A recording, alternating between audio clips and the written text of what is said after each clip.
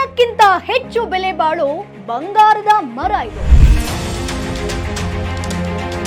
ಸುಲಭವಾಗಿ ಬೆಳೆದು ಸಿಕ್ಕಾಪಟ್ಟೆ ಲಾಭ ಮಾಡಬಹುದು ಈ ಕೃಷಿ. ಎಕರೆಗೆ ಕೋಟಿ ಕೋಟಿ ಆದಾಯ ಕೊಡೋ ಅಕ್ಷಯ ಪಾತ್ರೆ. ಇದರ ಸುಗಂಧಕ್ಕಿದೆ ದೇಶ ವಿದೇಶದಲ್ಲೂ ಬೇಡಿಕೆಯ ಮಾರುಕಟ್ಟೆ. ಚಕ್ಕೆ, ಎಣ್ಣೆ ಎಲ್ಲದರಿಂದನೂ ದುಡ್ಡು ದುಡ್ಡು ದುಡ್ಡು. ಸ್ನೇಹಿತರೆ, ಜಗತ್ತಿನಲ್ಲಿ ಸಿಕ್ಕಾಪಟ್ಟೆ ಕಾಸ್ಟ್ಲಿ ಮರ ಯಾವುದು ಅಂತ ನಿಮ್ಮನ್ನ ಕೇಳಿದ್ರೆ ನೀವು ಏನ್ ಹೇಳ್ತೀರಾ ಹೇಳಿ? ಶ್ರೀಗಂಧದ ಮರ ಅಂತ ಹೇಳ್ಬೋದು, ರಕ್ತಚಂದನದ ಮರ ಅಂತ ಹೇಳ್ಬೋದು.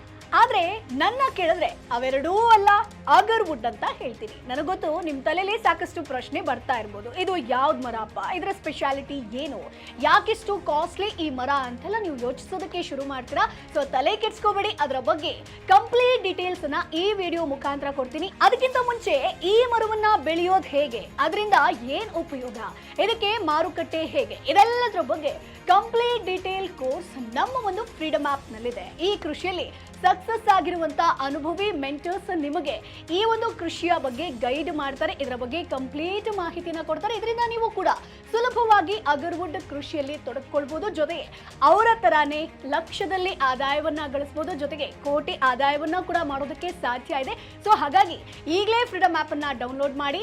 ಸೊ ಇವತ್ತಿನ ವಿಡಿಯೋದಲ್ಲಿ ಅಗರ್ವುಡ್ ಕೃಷಿಯ ಬಗ್ಗೆ ಸಾಕಷ್ಟು ಮಾಹಿತಿಯನ್ನ ಕೊಡ್ತೀನಿ. ಅದಕ್ಕಿಂತ ಮುಂಚೆ ಹೊಸದಾಗಿ ನೀವು ನಮ್ಮ ಚಾನೆಲ್ ಅನ್ನ ನೋಡ್ತಾ ಇದ್ರೆ ನಮ್ಮ ಚಾನೆಲ್ ಅನ್ನ ಸಬ್ಸ್ಕ್ರೈಬ್ ಮಾಡೋದನ್ನ ಮರಿಬೇಡಿ. ಹಾಯ್, ಹಲೋ, ನಮಸ್ಕಾರ, welcome to freedom farming Kannada YouTube channel. ನಾನು ಚೈತ್ರ.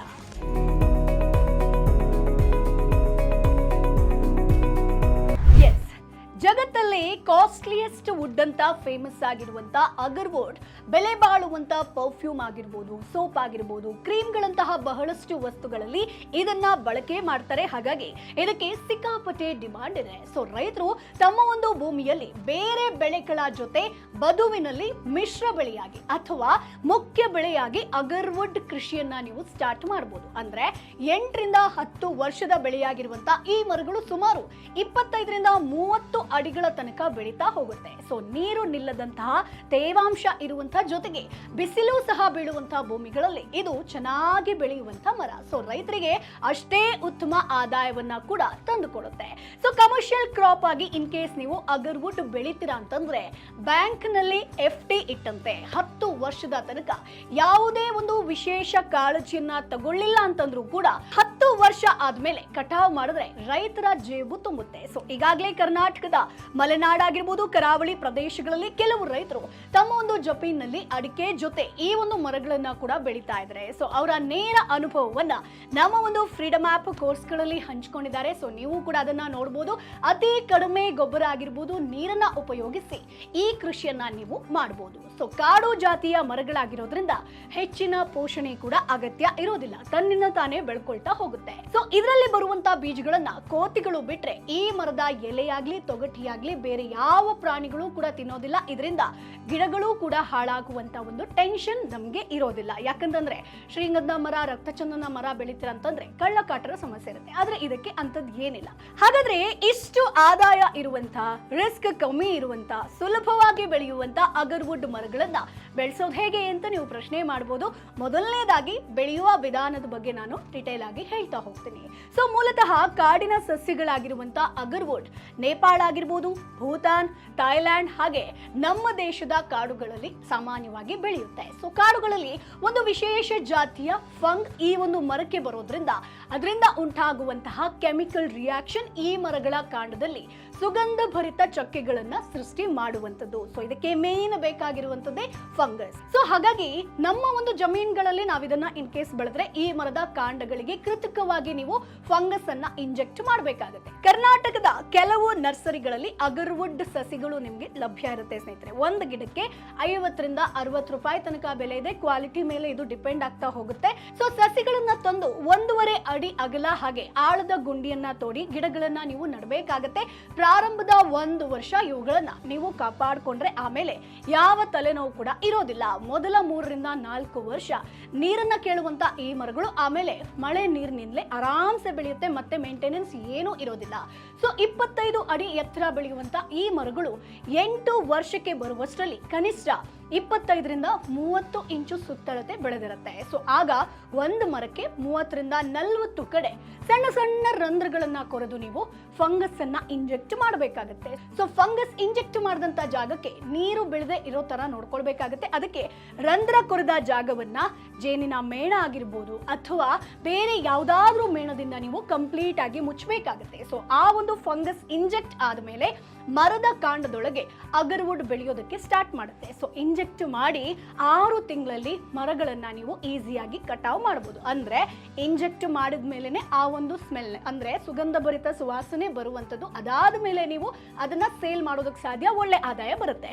ಸೊ ಪ್ರಾರಂಭದ 8ರಿಂದ 10 ವರ್ಷ ಇದು ಬರೀ ಮರ ಆಗಿರುತ್ತೆ. ಸೊ ಕಡಿದ್ರೆ ಸೌದೆಗೆ ಉಪಯೋಗ ಬರುತ್ತೆ ಅಷ್ಟೇ. ಸೊ ಒಂದು ಸತಿ ನೀವು ಫಂಗಸ್ ಅನ್ನ ಇಂಜೆಕ್ಟ್ ಮಾಡಿದ್ರೆ ಅದು ಚಿನ್ನ ಸ್ನೇಹಿತರೆ. ಹೌದು, ಶ್ರೀಗಂಧದ ಮರಗಳನ್ನ ಕಡ್ಕೊಂಡು ಹೋದ್ರೆ ಅದರಲ್ಲಿನ ಒಂದು ಹಾರ್ಟ್ ವುಡ್ ಉಪಯೋಗಕ್ಕೆ ಬರುತ್ತೆ. ಸೊ ಒಳ್ಳೆ ಬೆಲೆಗೆ ಮಾರಾಟ ಕೂಡ ಆಗುತ್ತೆ. ಈ ಮರಗಳನ್ನ ಇಂಜೆಕ್ಟ್ ಮಾಡೋಕ್ ಮುಂಚೆ ಕಟ್ಕೊಂಡು ಹೋದ್ರೆ ಯಾವುದೇ ಉಪಯೋಗ ಇರೋದಿಲ್ಲ, ಅದರಿಂದ ಏನೂ ಲಾಭ ಬರೋದಿಲ್ಲ. ಅದಕ್ಕೆ ಈ ಒಂದು ಮರಕ್ಕೆ ಕಳ್ಳರ ಕಾಟ ಇಲ್ಲ ಅಂತ ನಾನು ಸ್ಟಾರ್ಟಿಂಗ್ ನಲ್ಲೇ ಹೇಳಿದ್ದು. ಸೊ ಒಂದು ಮರದಲ್ಲಿ 10ರಿಂದ 20 ಸಾವಿರ ತನಕ ಆದಾಯ ಇರುವಂತದ್ದು ಸ್ನೇಹಿತರೆ. ಹಾಗಾದ್ರೆ ನೀವು ಕೇಳಬಹುದು ಏನಿದು ಇಂಜೆಕ್ಟ್ ಯಾವ ರೀತಿಯಾಗಿ ಮಾಡೋದು ಅಂತ. ಸೊ ಇದಕ್ಕೆ ಇನಾಕ್ಯುಲೇಷನ್ ವಿಧಾನ ಅಂತ ಹೇಳ್ತಾರೆ. ಸೊ ಈ ಮರಗಳಿಗೆ ಫಂಗಸ್ ಇಂಜೆಕ್ಟ್ ಮಾಡುವಂತ ವಿಧಾನವನ್ನ ಇನಾಕ್ಯುಲೇಷನ್ ಅಂತ ಕರೀತಾರೆ. ಸೊ ಮರಗಳಿಗೆ ಫಂಗಸ್ ಇನಾಕ್ಯುಲೇಷನ್ ಮಾಡಬೇಕು ಅಂತಂದ್ರೆ ಫಿಯಾಲೋಪಾರ್ ಪ್ಯಾರಾಸಿಟಿಕಾ ಅಥವಾ ಪಿಯೋ ಆಕ್ರಿಮೋನಿಯಂ ಅಂತ ಒಂದು ಫಂಗಸ್ ಅವಶ್ಯಕತೆ ಇರುತ್ತೆ.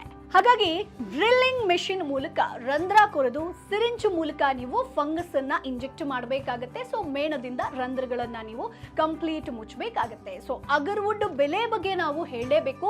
ಸೊ ಬಹುಬೇಡಿಕೆಯ ಅಗರ್ವುಡ್ ನಲ್ಲಿ 3 ರೀತಿಯಾದಂತ ಚಕ್ಕೆಗಳು ನಿಮಗೆ ಸಿಗುತ್ತೆ. ಒಂದು ವೈಟ್ ಕಲರ್, ಇನ್ನೊಂದು ಬ್ರೌನ್ ಕಲರ್, ಹಾಗೆ ಕಪ್ಪು ಬಣ್ಣದಾಗಿರುತ್ತೆ. ಸೊ ಕಪ್ಪು ಬಣ್ಣದ ಚಕ್ಕೆಗಳು ಸುಗಂಧ ದ್ರವ್ಯಕ್ಕೆ ಸಾಕಷ್ಟು ಯೂಸ್ ಮಾಡ್ತಾರೆ. ಅರಬ್ ದೇಶಗಳಲ್ಲಿ ಅತಿ ಹೆಚ್ಚು ಬೇಡಿಕೆ ಇರುವಂತದ್ದು, ಅಂದ್ರೆ ಅಲ್ಲಿ ಹೆಚ್ಚು ಪರ್ಫ್ಯೂಮ್ ತಯಾರಾಗುತ್ತೆ.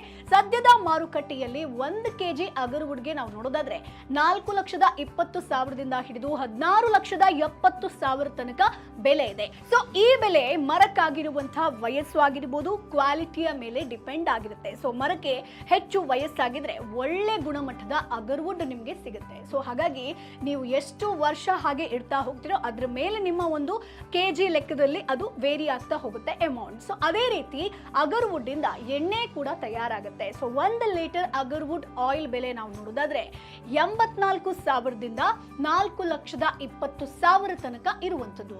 ಸೊ ಹಾಗಾಗಿ ನಾನು ಸ್ಟಾರ್ಟಿಂಗ್ ಇಂದ ಹೇಳ್ತಾ ಬಂದೆ ಇದಕ್ಕೆ ಸಿಕ್ಕಾಪಟ್ಟೆ ಡಿಮಾಂಡ್ ಇದೆ ಅಂತ. ಸೊ ಅಗರ್ವುಡ್ ಯಾವ್ದ್ರಲ್ಲಿ ಬಳಸ್ತಾರೆ ಅಂತ ನೀವು ಕೇಳ್ಬೋದು. ಸೊ ಅಗರ್ವುಡ್ ಮತ್ತೆ ಅದರ ಆಯಿಲ್ ಅನ್ನ ಮುಖ್ಯವಾಗಿ ಪರ್ಫ್ಯೂಮ್ ಆಗಿರ್ಬೋದು, ಸೋಪ್ ಆಗಿರ್ಬೋದು, ಬ್ಯೂಟಿ ಪ್ರಾಡಕ್ಟ್ ಗಳಲ್ಲಿ ಹೇರಳವಾಗಿ ಬಳಸುವಂತದ್ದು. ಅಷ್ಟೇ ಅಲ್ಲ, ಪೂಜೆಗಳಲ್ಲೂ ಕೂಡ ಹೋಮಕ್ಕೆ ಅಗರ್ವುಡ್ ಬಳಕೆ ಆಗುತ್ತೆ. ಸೊ ಆರ್ಮೋಥೆರಪಿಗಳಂತಹ ಧ್ಯಾನಕ್ಕೆ ಸಂಬಂಧಪಟ್ಟ ವಿಷಯಗಳಲ್ಲಿ ಅಗರ್ವುಡ್ ಚಕ್ಕೆಗಳನ್ನ ಯೂಸ್ ಮಾಡುವಂತದ್ದು. ಇದರ ಸುವಾಸನೆ ಮನಸ್ಸಿಗೆ ನೆಮ್ಮದಿಯನ್ನ ಕೊಡೋದ್ರಿಂದ ಮೆಡಿಟೇಷನ್ ಗಳಲ್ಲಿ ಇದನ್ನ ಹೆಚ್ಚಾಗಿ ಬಳಕೆ ಮಾಡ್ತಾರೆ. ಆಯುರ್ವೇದಿಕ್ ಮೆಡಿಸಿನ್ ಗಳಲ್ಲೂ ಕೂಡ ಇದರ ಆಯಿಲ್ ಅನ್ನ ಹೆಚ್ಚಾಗಿ ಬಳಸುವಂತದ್ದು. ಸೊ ಗಿಫ್ಟ್ ಮಾಡುವಂತಹ ಲಕ್ಸುರಿ ಪ್ರಾಜೆಕ್ಟ್ ಗಳಾದಂತಹ ಕ್ಯಾಂಡಲ್ ಆಗಿರ್ಬೋದು, ಸೋಪ್, ಇನ್ನು ಬೇರೆ ಬೇರೆ ಗಿಫ್ಟ್ ಪ್ರಾಡಕ್ಟ್ ಗಳಲ್ಲಿ ಇದನ್ನ ಬಳಸ್ತಾರೆ. ಅಂದ್ರೆ ಸುವಾಸನೆ ಪರ್ಪಸ್ಗೆ ಇದನ್ನ ಹೇರಳವಾಗಿ ಬಳಸುವಂತದ್ದು. ಸದ್ಯ ನಮ್ಮಲ್ಲಿ ಕೃತಕವಾಗಿ ಬೆಳೆಯುತ್ತಿರುವಂತಹ ಅಗರ್ವುಡ್ ಪ್ರಮಾಣ ಕಡಿಮೆ ಇದೆ. ಸೊ ವಿದೇಶಗಳಲ್ಲಿ ಈ ಮರಕ್ಕೆ ಬೇಡಿಕೆ ಹೆಚ್ಚಿದೆ. ಸೊ ರೈತರು ಇದನ್ನ ಬೆಳೆದ್ರೆ ಕಡಿಮೆ ಖರ್ಚು ಹಾಗೆ ಕಡಿಮೆ ಶ್ರಮದಲ್ಲಿ ಸುಲಭವಾಗಿ ಲಾಭವನ್ನ ಗಳಿಸಬಹುದು. ಇಲ್ಲಿ ಮುಖ್ಯವಾಗಿ ನಿಮಗೆ ಇಂಪಾರ್ಟೆಂಟ್ ಆಗಿ ಗೊತ್ತಾಗಿರ್ಬೇಕಾಗಿರುವಂತದ್ದು ಫಂಗಸ್ ಅನ್ನ ಇಂಜೆಕ್ಟ್ ಮಾಡುವಂತದ್ದು. ಸೊ ಸ್ನೇಹಿತರೆ, ಇವತ್ತಿನ ಈ ಒಂದು ವಿಡಿಯೋ ನಿಮಗೆ ಯೂಸ್ಫುಲ್ ಆಗಿರುತ್ತೆ ಅಂತ ಅನ್ಕೊಳ್ತೀನಿ. ಮುಂದಿನ ವಿಡಿಯೋದಲ್ಲಿ ಮತ್ತೊಂದು ಕೃಷಿ ಐಡಿಯಾ ಜೊತೆ, ಮತ್ತೊಂದು ಕೃಷಿ ಮಾಹಿತಿ ಜೊತೆ ನಾನು ನಿಮ್ಮ ಮುಂದೆ ಹಾಜರಿರ್ತೀನಿ. ಅಲ್ಲಿವರೆಗೂ ಫ್ರೀಡಮ್ ಆಪ್ ಅನ್ನ ಡೌನ್ಲೋಡ್ ಮಾಡಿ. ಅಗರ್ವುಡ್ ಕೃಷಿ ಬಗ್ಗೆ ಡಿಟೇಲ್ ಆಗಿ ಕೋರ್ಸ್ ಇದೆ. ಯಾರು ಇದರಲ್ಲಿ ಸಕ್ಸಸ್ ಆಗಿದ್ದಾರೋ ಅವರೇ ನಿಮಗೆ ಕಂಪ್ಲೀಟ್ ಮಾಹಿತಿಯನ್ನ ಕೊಡ್ತಾರೆ. ಸೊ ಕೇವಲ ನಿಮ್ಮ ಹತ್ರ 1 ಎಕರೆ ಜಮೀನಿದ್ರು ಓಕೆ, ಜಮೀನನ್ನ ಆ ಒಂದು ಬದುವನ್ನ ವೇಸ್ಟ್ ಮಾಡೋ ಬದಲು ಅಗರ್ವುಡ್ ಕೃಷಿಯಿಂದ ನೀವು ಚಿನ್ನದಂತ ಆದಾಯವನ್ನ ಗಳಿಸಬಹುದು. ಕಂಪ್ಲೀಟ್ ಮಾಹಿತಿ ಬೇಕು ಅಂತಂದ್ರೆ ಈಗಲೇ ಫ್ರೀಡಮ್ ಆಪ್ ಅನ್ನ ಡೌನ್ಲೋಡ್ ಮಾಡಿ. ಮುಂದಿನ ಎಪಿಸೋಡ್ ಅಲ್ಲಿ ಮತ್ತೆ ನಿಮ್ಮನ್ನ ಭೇಟಿ ಆಗ್ತೀನಿ. ಟಾಟಾ, ಬೈ ಬಾಯ್.